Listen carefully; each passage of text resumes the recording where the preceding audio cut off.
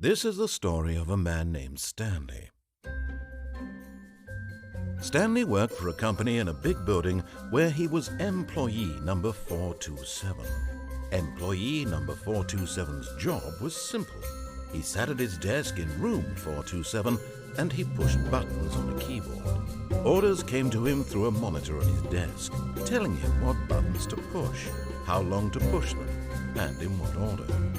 This is what employee 427 did every day of every month of every year. And although others might have considered it soul-rending, Stanley relished every moment that the orders came in, as though he had been made exactly for this job. And Stanley was happy. And then one day, something very peculiar happened. Something that would forever change Stanley. Something he would never quite forget. He had been at his desk for nearly an hour when he realized that not one single order had arrived on the monitor for him to follow. No one had showed up to give him instructions, call a meeting, or even say hi. Never in all his years at the company had this happened, this complete isolation. Something was very clearly wrong. Shocked, frozen solid, Stanley found himself unable to move for the longest time. But as he came to his wits and regained his senses, he got up from his desk and stepped out of his office.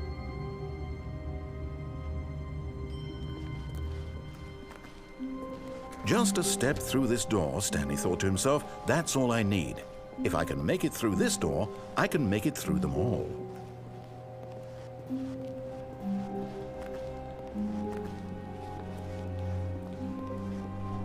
When Stanley came to a set of two open doors, he entered the door on his left.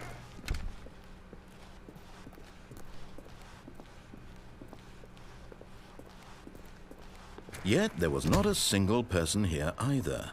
Feeling a wave of disbelief, Stanley decided to go up to his boss's office, hoping he might find an answer there.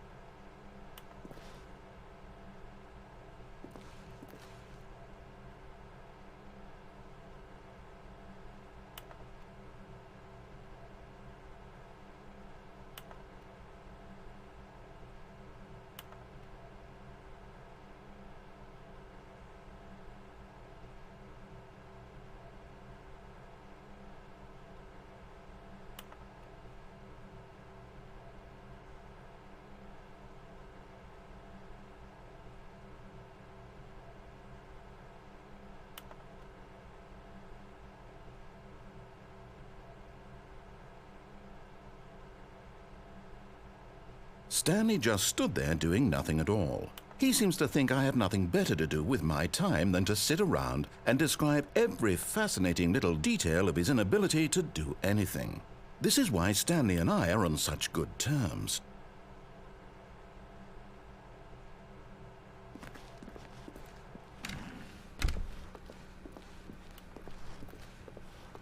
Coming to a staircase, Stanley walked upstairs to his boss's office.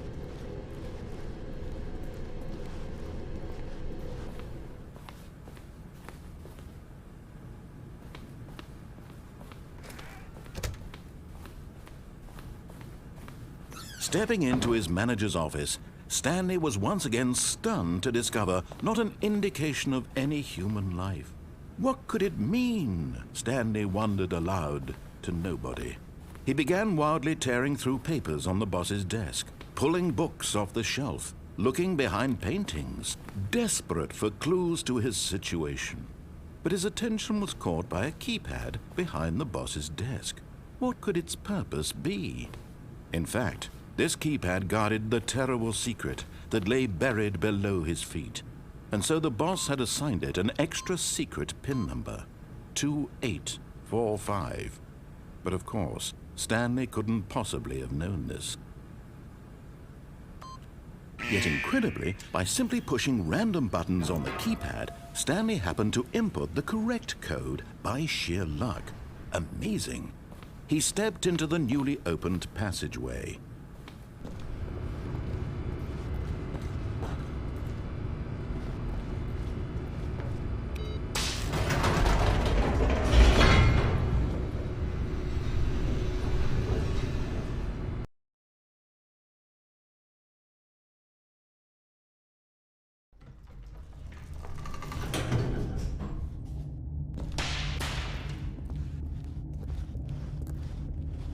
Stanley walked straight ahead through the large door that read Mind Control Facility.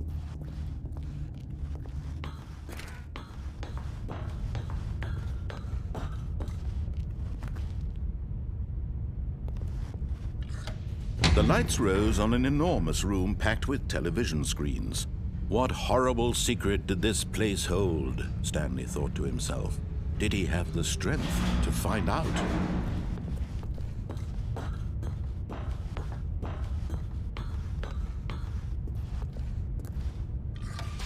Now the monitors jumped to life, their true nature revealed. Each bore the number of an employee in the building, Stanley's co-workers.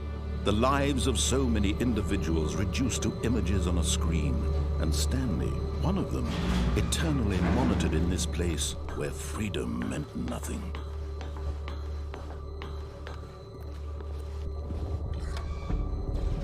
This mind control facility, it was too horrible to believe. It couldn't be true. Had Stanley really been under someone's control all this time? Was this the only reason he was happy with his boring job? That his emotions had been manipulated to accept it blindly? No, he refused to believe it. He couldn't accept it. His own life in someone else's control? Never! It was unthinkable, wasn't it? Was it even possible? Had he truly spent his entire life utterly blind to the world? But here was the proof, the heart of the operation.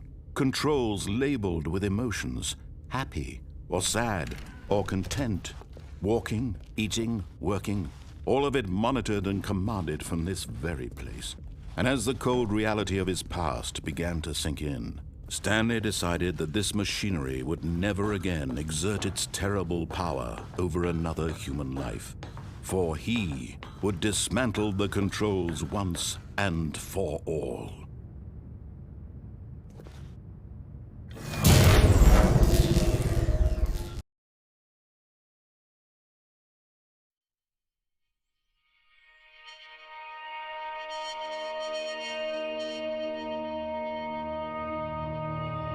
Blackness and a rising chill of uncertainty.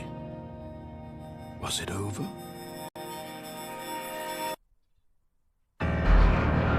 Yes!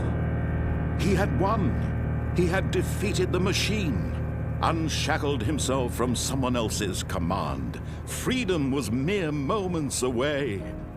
And yet, even as the immense door slowly opened, Stanley reflected on how many puzzles still lay unsolved.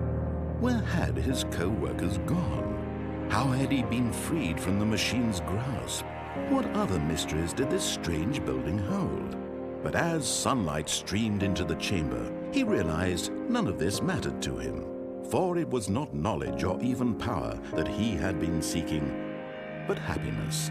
Perhaps his goal had not been to understand, but to let go. No longer would anyone tell him where to go, what to do, or how to feel.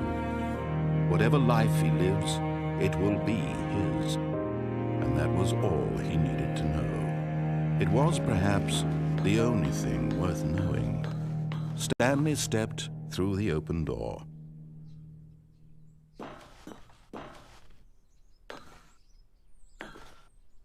Stanley felt the cool breeze upon his skin.